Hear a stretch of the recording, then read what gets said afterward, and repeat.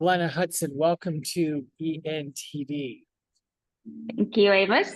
Lovely to be here. Thanks for having me. My pleasure. This is going to be a fascinating interview, ENTV. If you are someone who is religious, or you're someone that hates religion, or you're someone that came from a cult, no matter where you are on the paradigm, you will probably enjoy Glenna Hudson's interview. So, Glenna, for those that don't know you, how do we start your story? Start my story. How do we start? Where does it start?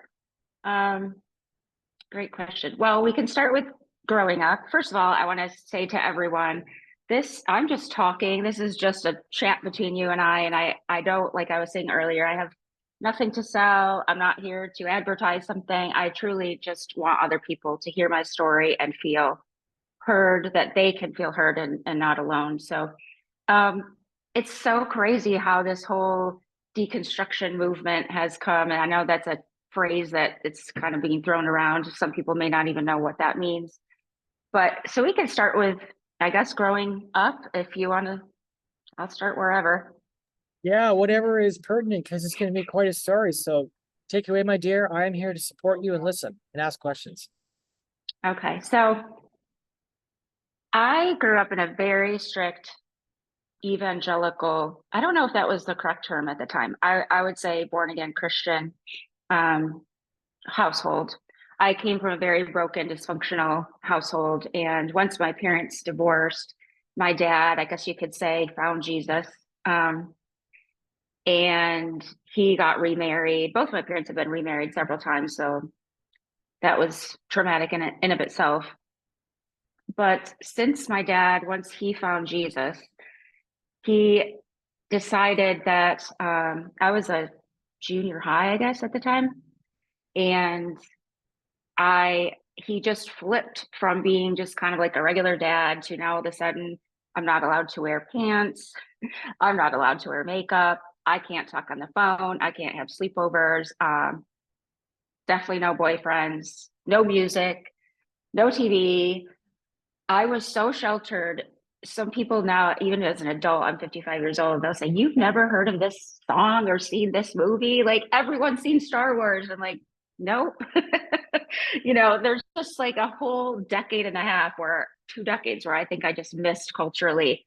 I didn't know what was going on out in the real world. But so that was really tough. And the thing about that is the reason why I call it a cult, I was probably 12 years old. I'm thinking back.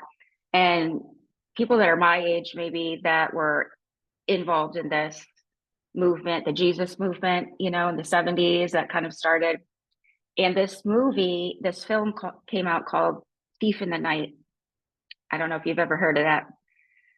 And it was a movie about the rapture and the tribulation and Armageddon and all of that.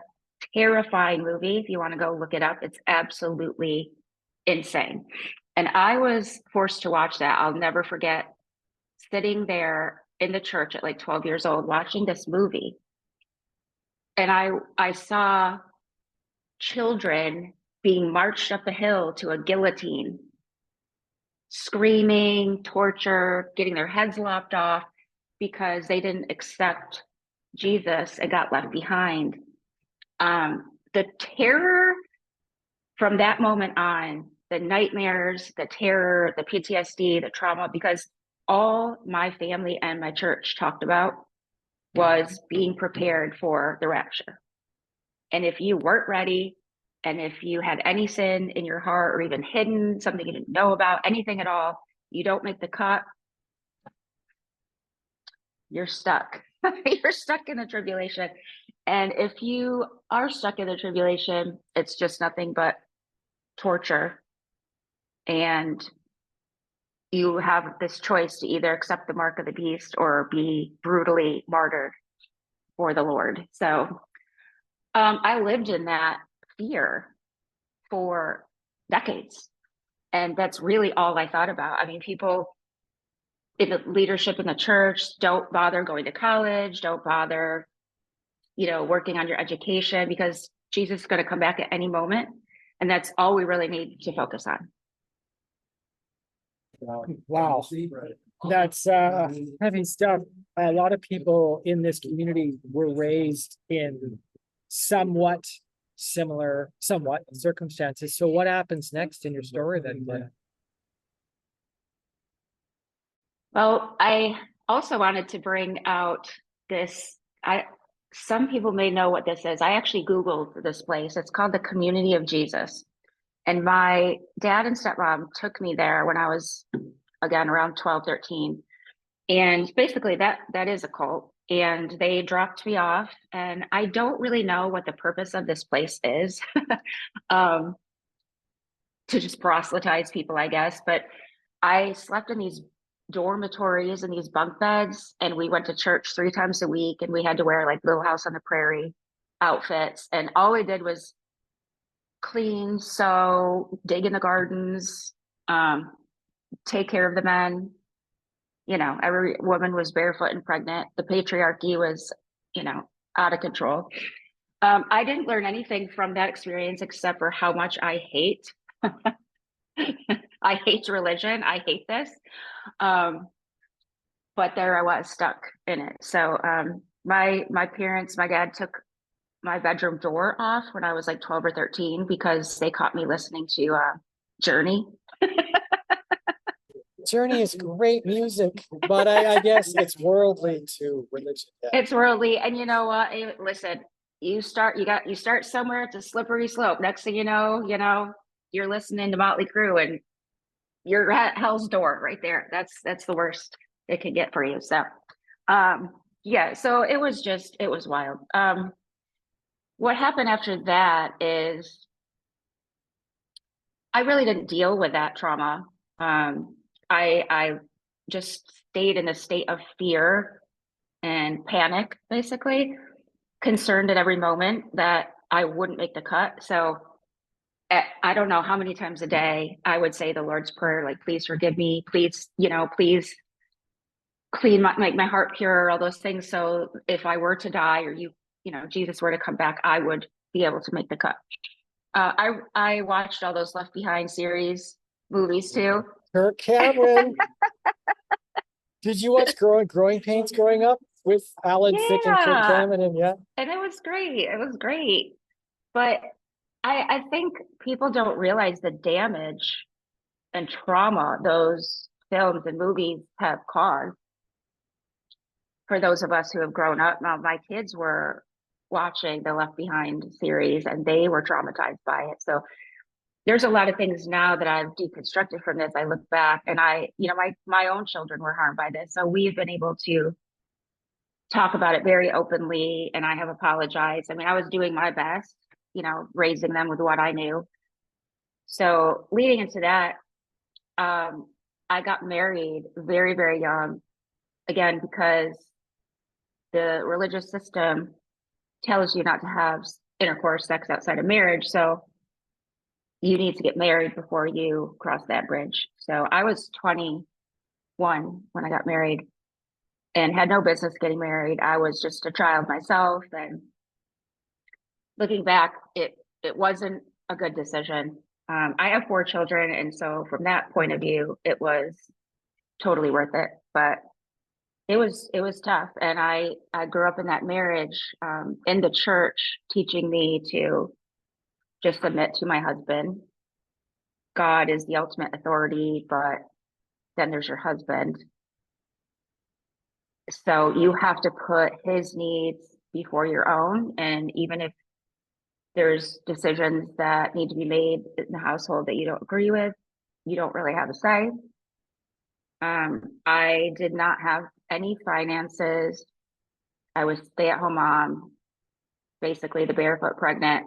I did put my kids in public school. However, everyone in my church told me I was throwing my children to the wolves because I should be homeschooling them.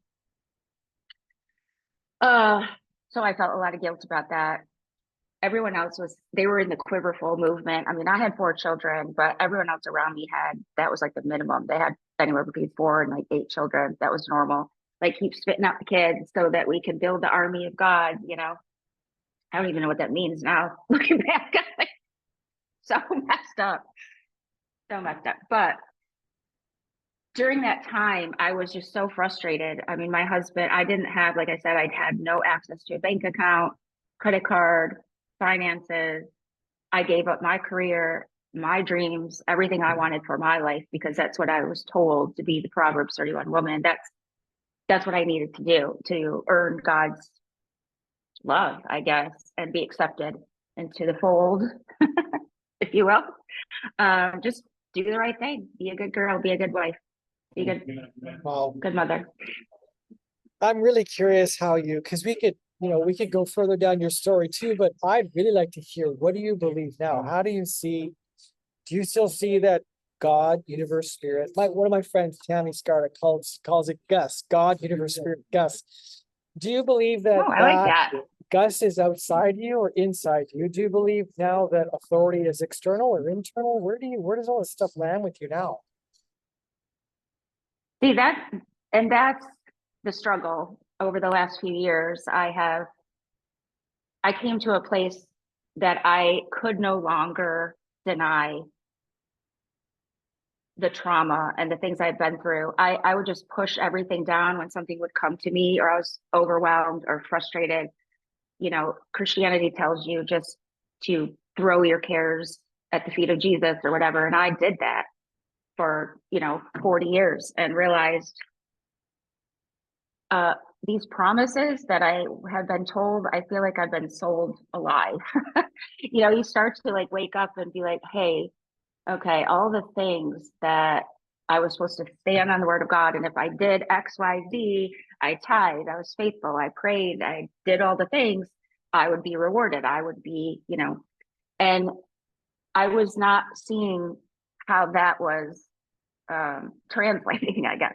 So I think deconstruction, we can also call it like the great disillusionment. Someone coined that term, and I can relate to that so closely, because you've become so disillusioned, and evangelicalism didn't used to be a bad, like something that brought up like a bad connotation, but now it's becoming a word that people associate. It's some weird socio-political ideology that people growing up now, younger than me, are looking at that and saying, hey, the church is not evolving. The things that we care about culturally now,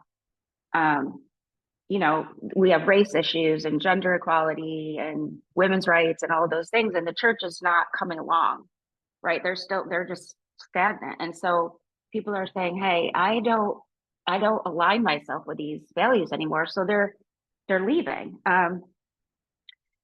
When I realized that this was not true, and when I say did my research, it's funny because that is also a funny phrase, just do your research, but it's so easy when you're indoctrinated, you really don't question. And actually, Christianity teaches you not to question, because if you're questioning, then you don't have enough faith. And then that means you're in sin or something's wrong with you. So allowing yourself to even have some critical thought or critical thinking was discouraged. Well, once I allowed myself to do that, and then the God goggles came off, and once that happens, it's like once you can't unring a bell. Once you see it, The God goggles. You can't unring a bell. I love that. that's how it was. And once I crossed that line, there was no turning back. I couldn't.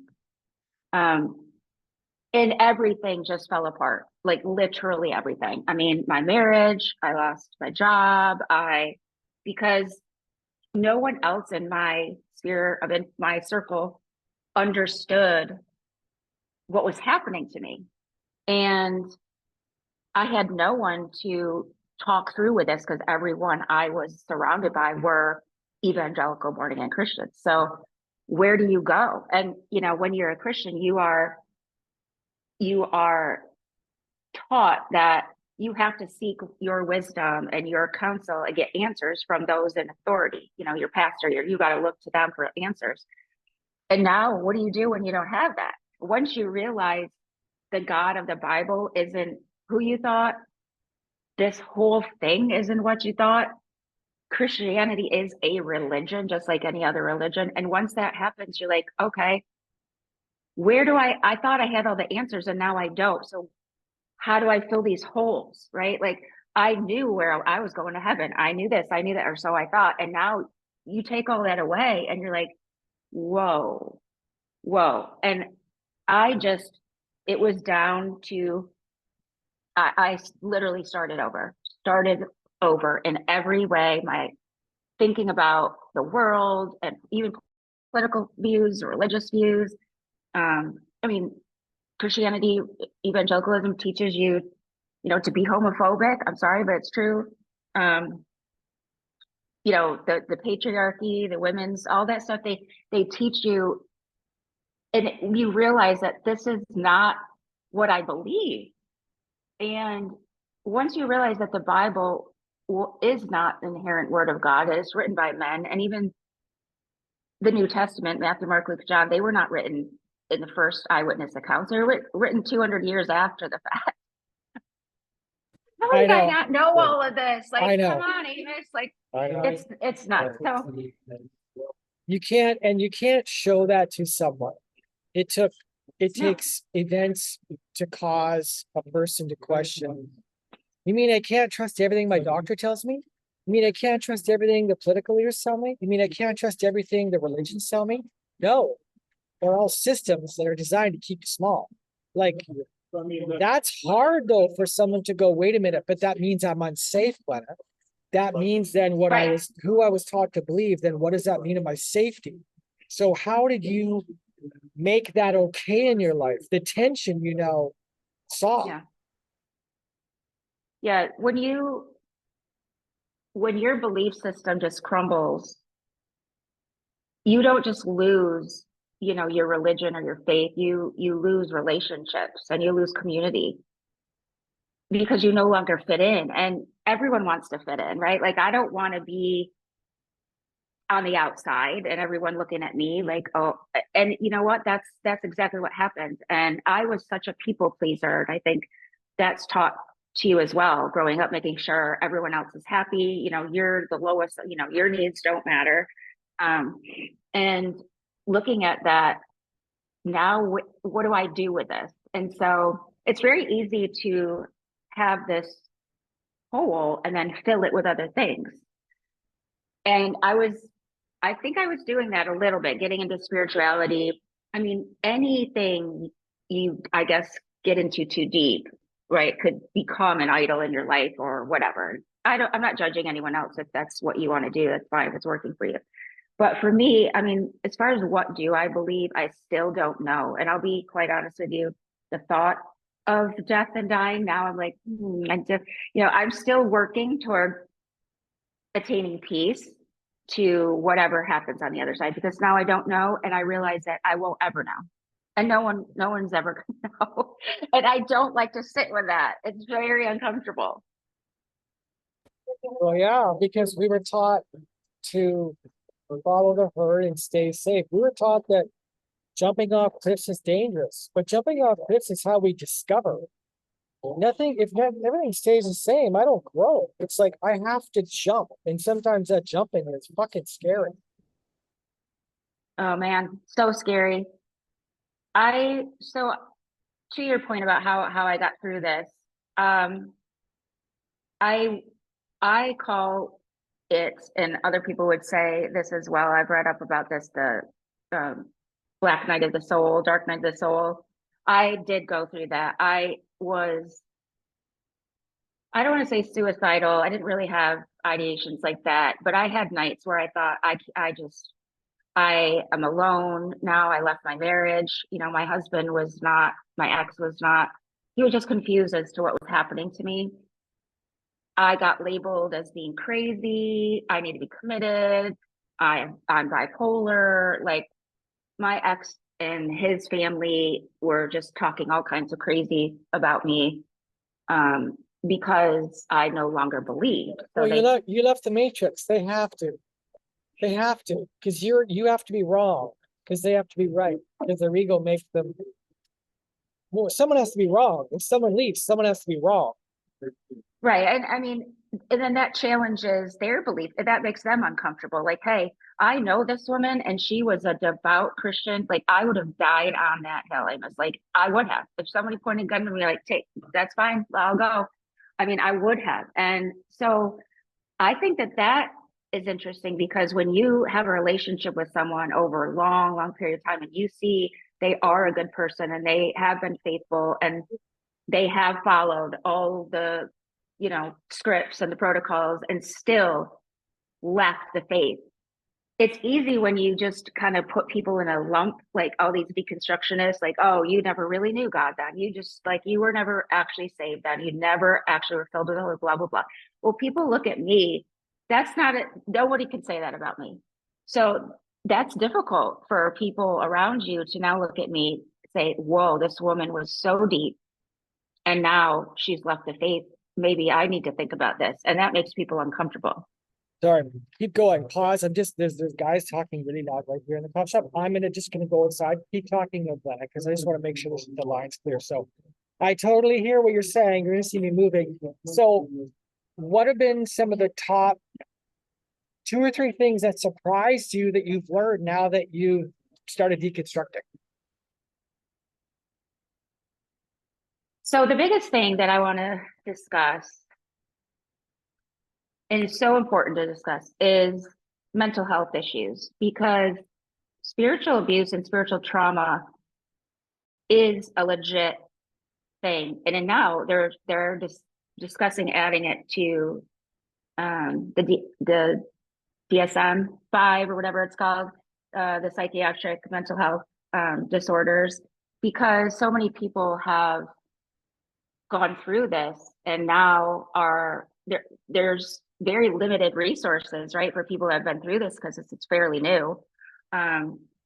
So to find a mental health practitioner, licensed social worker, someone that has an understanding of this is not easy. And what I realized is that not dealing with your traumas, stuffing them down, just trying to pray them away is not the answer, because they will resurface at some point.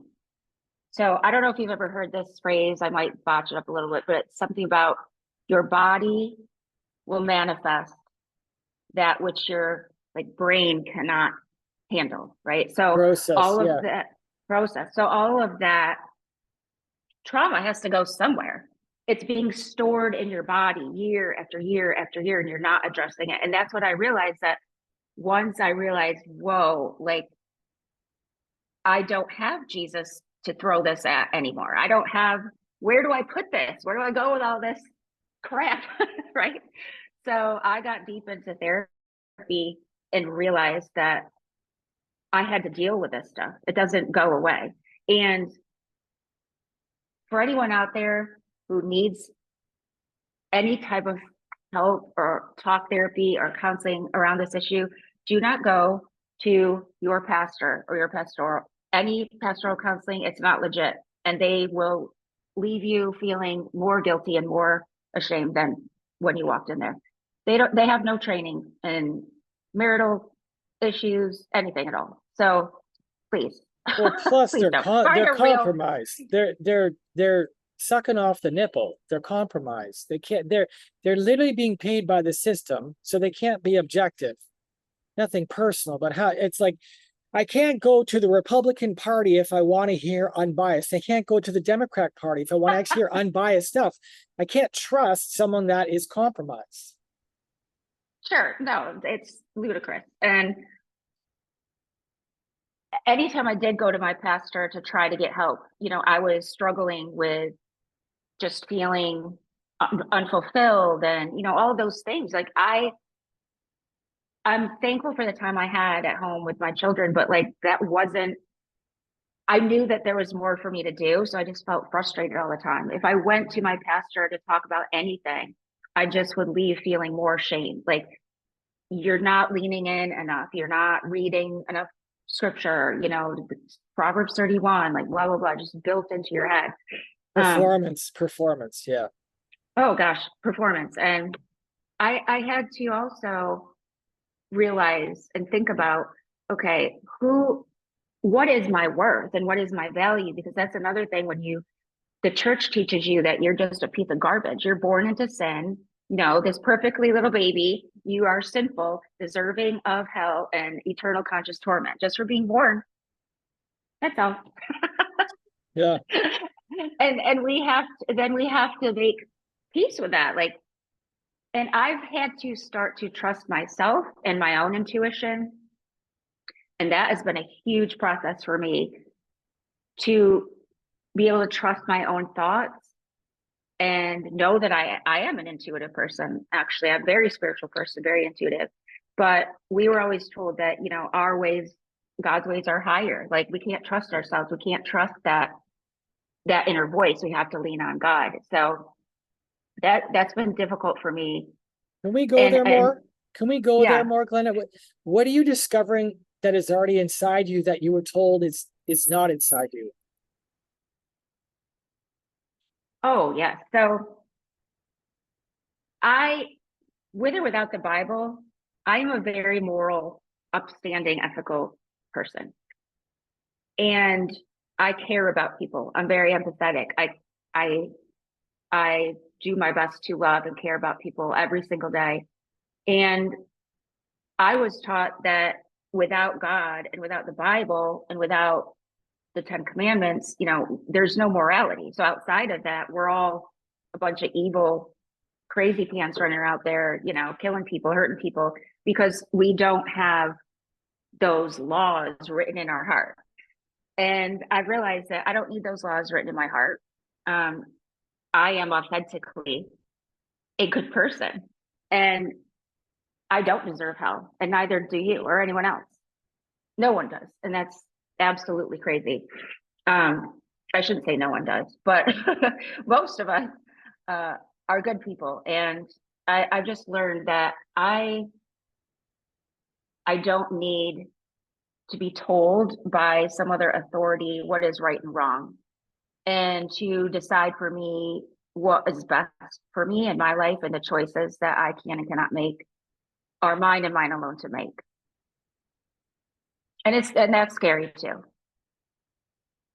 Can we talk about that? I love that you're being honest and vulnerable about the fact that it's scary because you once had something that you now see as false that you clung to for your sanity, your peace of mind, and now you've walked away, but you're being honest about the fact that it feels scary. Can we just talk about that? Because there are people that have walked away from that, but they don't know where to go with the fact that they emotionally feel scared.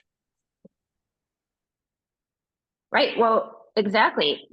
Like I said earlier, there's this void that it's scary. Now, where do I go? Who do I talk to? Who is safe? And that's another thing. Like your trust has been violated. I would think, okay, I can't trust my parents, growing up. I can't trust my husband, the church. Okay, all of that, take all of that away. At least I have God. I can trust him. But then when you realize that's a fallacy too, who do I trust? Is there anyone? Am I alone in this? And it's super scary, very scary. It's such a Can I ask you? feeling. Can I ask you Yeah, go something ahead. about that? Have you yet come to see the person in the mirror? Okay, have you ever read the reported words Jesus said against what the Catholic Church did to 16th, whatever, 4th and 16th century? Have you ever compared the two and noticed that there's a huge difference what we were told that Christ is about and that what Christ reportedly actually said? Have you compared those?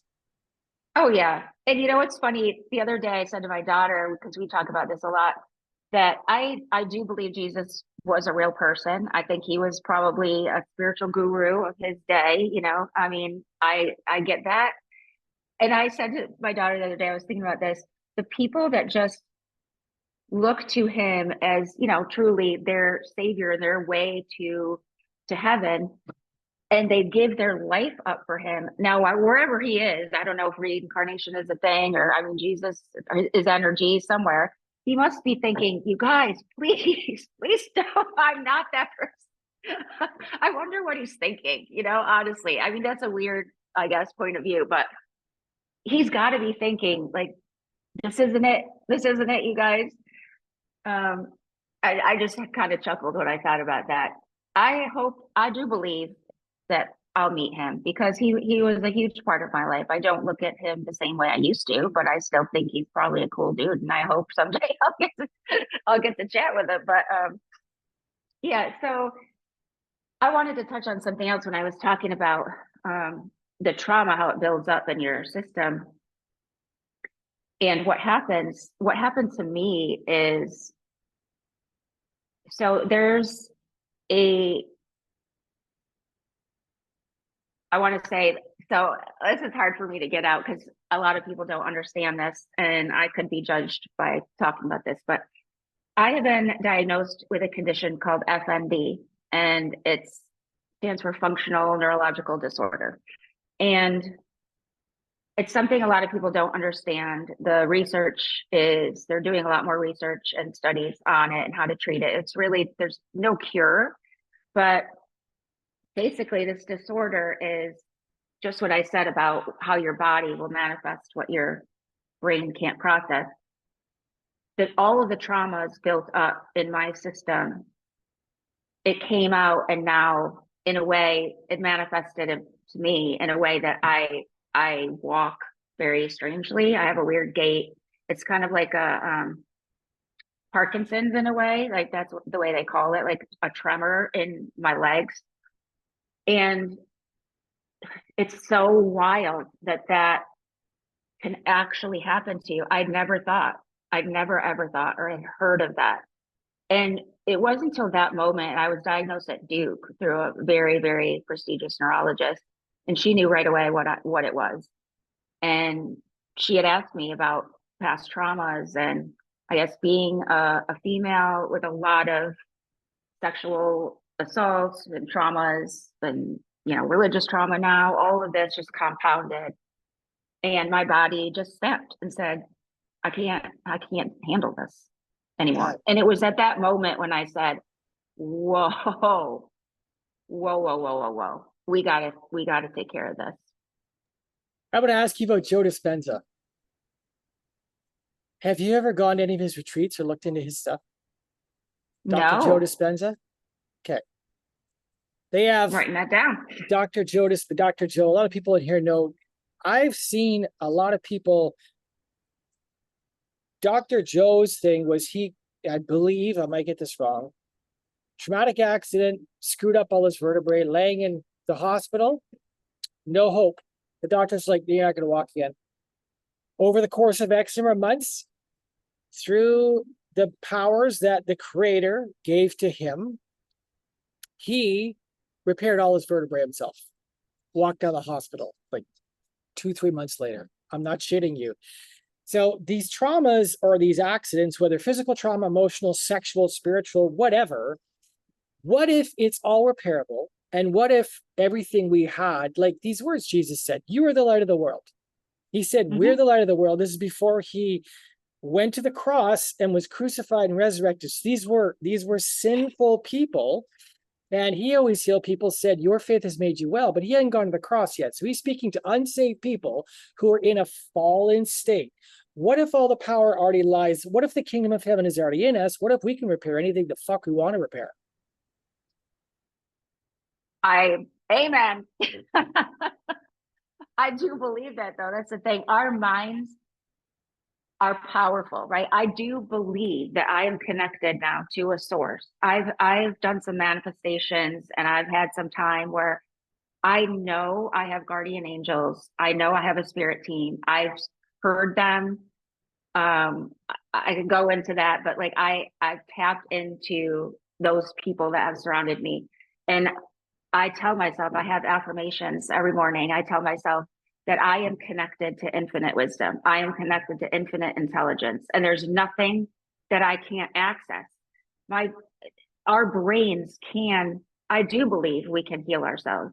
And I'm speaking that to myself. And so those words, there's so much in the Bible that we can take and still use, right? I feel like speaking positivity into the world or saying these things out loud, and I'm saying things that like as if they've already happened, that I am healed, I am cured, I am well, I have this, I have that. I'm not in a lack state. I'm not lacking anything because I have everything within me. And that is such a juxtaposition, is that a word? I don't know what it's just such a mind fuck because it's like, I have the answers. I do. I can access this. And I don't need anybody else to do it for me or tell me what's right for me anymore. And that's wild. It's wild, but it's true. And I really just want other people to know, especially women, it's not just a woman thing, but because of the patriarchy and the system of evangelicalism, it is mostly women that have been harmed by this system. But there is hope on the other side, the freedom, even though I don't have the answers, okay, and I never will, but I'm continuously learning and digging and learning from other people that have been through this. And what's your story? What's your story? Like, let's come together and build our own community, you know, because we've lost our community. I don't know where I belong anymore, you know. You belong here. You belong in ENTV and all the other people you're going to meet in this group. That's where you belong now, Glenna. Yes, and it's if you want, beautiful. If you want. No, it's beautiful. So getting mental health help, there's no shame in that, because in the church, I was told that if you were depressed or had anxiety or any of those things, that basically you're in sin. That's a you problem. And again, the shame, just, okay, heap it on. Like, let's just pile that on top of, on top of everything else. And so I was told by therapists, a decade ago that I should, I have depression and anxiety disorder, and that I should go on some medication. I was like, hell no, that is the devil. No, no, no. And now I'm so free from that. And now, yes, I am on medication, multiple modalities. I mean, I'm talking to you, in other groups, going to therapy, taking my medication, and there's no shame in that. No shame. No shame. You need to take care of yourself. And I am living proof to tell you what happens if you don't. Because now I have this disorder, but I do have the faith to believe that I will overcome this. Oh, Glenna, this is a powerful interview. I'm really glad we've would you like to come back? I'll talk to you once we go off camera for one of our networking events. It'd be fun to see you there, because we live stream into the group and you'll be a bunch more people, get to talk about more stuff. And it's a real gift to have you in here and to be speaking so boldly and freely about stuff that is true in your life without shame, so that others can get warmed by the same fire. So we're going to wrap now, but any closing statements you want to make before we go off air? ENTV, please reach out to Glenna. I'll be tagging her. And again, she doesn't have anything to sell right now, so she's telling her story, which is the most beautiful thing, just to tell her story, not to sell you on something. So reach out to her if you want to connect. But Glenna, is there anything else you want to leave the audience with today? Well, so I'm a registered nurse with a master's degree, but my passion is in helping other women through this process. So ideally, someday I'll have a group or something that people a community where they can, join, feel safe, feel welcomed and loved. It does, whether I make money off it or not, that's not my intent at all. So just telling this story, I really want other people to know that they're not alone. And it is a scary process, but it is worth it when you get to the other side, and you will get to the other side, and there is freedom and joy on the other side. You just have to get through it, and there's no other way but through. Beautiful. We're gonna end it there. ENTV, reach out to Glenna. She'd love to connect with you. Glenna, what a privilege. We'll keep chatting off air. What a blessing you are today. We'll see you soon, ENTV. My pleasure.